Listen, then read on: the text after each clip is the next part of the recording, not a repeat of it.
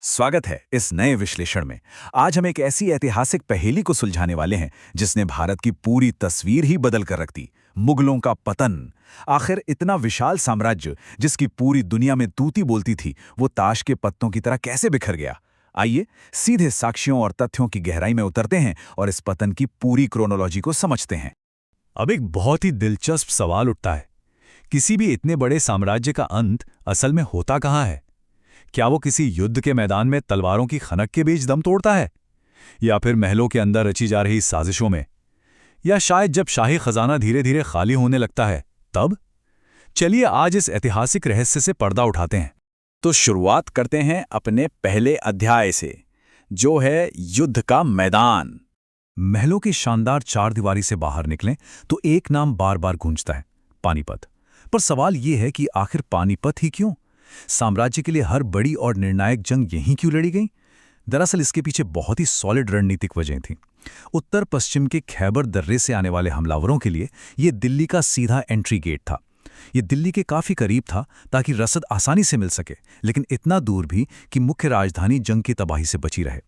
इसके अलावा यहाँ के समतल मैदान घुड़सवारों के लिए एकदम परफेक्ट थे। ग्रैंड ट्रंक रोड बिल्कुल पास थी और लोकल कारीगर हथियार बनाने में उस्ताद थे। इन सब चीज़ों ने मिलकर पानीपत को एक अल्टीमेट बैटल ग्राउंड बना दिया।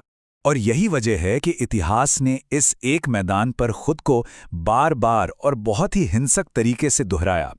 जरा इस टाइमलाइन को देखिए। 1526 में बाबर और इब्राहिम लोधी की पहली जंग से मुगलों की नींव पड़ी। फिर 1556 में अकबर और हेमू की टक्कर ने इस सत्ता को और मजबूती दी। लेकिन 1761 आते आते बाजी पलट गई। मराठों और अहमद शाह अब्दाली के बीच हुई तीसरी जंग ने न सिर्फ मराठों के अरमानों पर पानी फेर दिया, बल्कि मुगलों की भयंकर कमजोरी को भी पूरी दुनिया के सामने ला खड़ा किया। पानीपत की अहमियत कभी कमी नहीं हुई।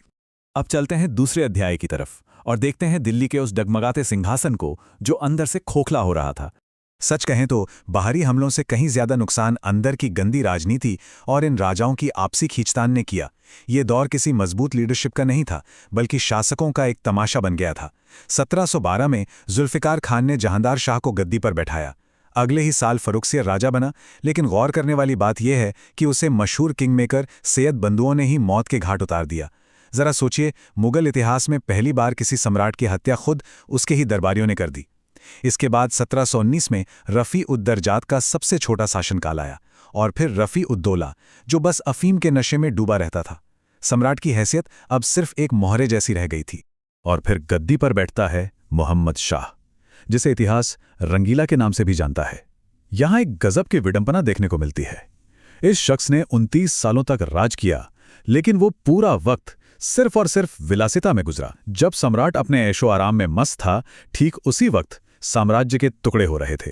हैदराबाद, बंगाल, अवध और पंजाब जैसे सबसे अहम सूबे मुगल सत्ता के हाथ से फिसलकर एक एक करके आजाद राज्य बन गए। इस पतन का सबसे खौफनाक सबूत सिर्फ एक छोटे से नंबर में छिपा है, 500। 1737 में मराठा पेशवा बाजीराव प्रथम ने दिल्ली पर धावा बोल दिया, वो भी सिर्फ 500 घुड़सवारों की एक छोटी सी टुकड़ी के साथ। जरा कल्पना कीजिए, जिस मुगल सेना के नाम से कभी दुश्मन कांपते थे, वो अब इतनी लाचार हो चुकी थी कि मुट्ठी भर घुड़सवार बिना किसी खौफ के सीधे राजधानी तक घुस आए। और ये गिरावट यहीं नहीं रुकी। मोहम्मद शाह के बाद जब अहमद शाह गद्दी पर बैठा तो हालात और बदतर हो गए। वो इतना अक्षम था कि उसने पूरा का पूरा राजकाज अपनी मां राजमाता ऊधमबाई और एक दरबारी जावेद खान के भरोसे छोड़ दिया। टॉप लीडरशिप की ये लगातार विफलता ही वो वजह थी जिसने आगे चलकर पूरे एडमिनिस्ट्रेशन को तबाह कर दिया। अब आते हैं अपने तीसरे अध्याय पर, खजाने का सच।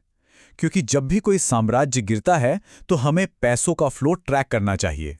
लीडर्स तो फेल हो ही रहे थे, लेकिन असल में उस सिस्टम को समझना जरूरी है जिसने मुगलों का सारा खजाना निचोड़ लिया। आखिर पैसा जा कहाँ रहा था? इसका जवाब मिलता है खालिसा भूमि में। ये वो जमीनें थीं जिन पर सीधे सम्राट का कंट्रोल होता था। यहां से जो भी टैक्स मिलता वो बिना किसी बिचौलिए के सीधे शाही खजाने में जाता था। यही राजा की असली ताकत और दौलत थी। लेकिन अब ये ताकत बड़ी तेजी से सिकुड़ रही थी। और जिस वक्त शाही खजाना खाली हो रहा था, उसी वक्त उभरती हुई क्षेत्रीय ताकतें अपनी मांगें बढ़ा रही थीं, खासकर मराठे। उन्होंने चौथ नाम का एक टैक्स वसूलना शुरू किया। ये क्या था? ये उनके प्रभाव वाले किसी भी राज्य के कुल रेवेन्यू का सीधा 25% हिस्सा होता था, एक तरह का आक्रामक प्रोटेक्शन टैक्स। घटती हुई मुगल दौलत के लिए मराठों की तरफ से मांगा गया ये 25% का हिस्सा किसी भारी झटके से कम नहीं था। लेकिन बात सिर्फ 25% की चौथ पर खत्म नहीं हुई। मराठों ने सरदेशमुखी भी लगा दिया। इसका मतलब था जो भी स्टैंडर्ड लैंड रेवेन्यू है उस पर 10% का एक और एक्स्ट्रा दावा। अब सोचिए, आम लोगों और किसानों को कितना भारी टैक्स चुकाना पड़ रहा था। मुगल एडमिनिस्ट्रेशन जो पहले ही संघर्ष कर रहा था, इस डबल टैक्स की मार ने उसकी आर्थिक रीढ़ को पूरी तरह से तोड़ दिया। इस भयानक कैश क्रंच से बचने के लिए मुगलों ने एक बहुत ही डेस्परेट कदम उठाया, जिसे कहते हैं इजारा प्रथा। जहांगीर शाह के वक्त में शुरू हुआ यह सिस्टम असल में टैक्स कलेक्शन को आउटसोर्स करने का तरीका था।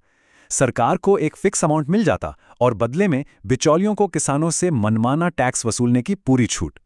ये एक तरह का प्रीडेटरी सिस्टम था जिसने लंबी अवधि की स्थिरता को दांव पर लगाकर बस तुरंत कैश बटोरने पर फोकस किया। इस पूरी आर्थिक तबाही के पीछे असल में दो अलग-अलग व्यवस्थाओं का टकराव था।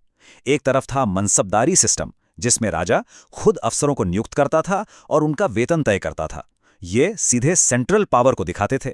लेकिन दूसरी तरफ थे जमींदार, जो खानदानी जमीन के मालिक थे और जिनकी लोकल पकड़ बहुत मजबूत थी। जैसे जैसे मुगलों का खौफ कम हुआ, मनसबदारों का प्रभाव भी घट गया और जमींदारों ने अपने विशेषाधिकारों का फायदा उठाते हुए दिल्ली के आदेशों को सिरे से खारिज करना शुरू कर दिया।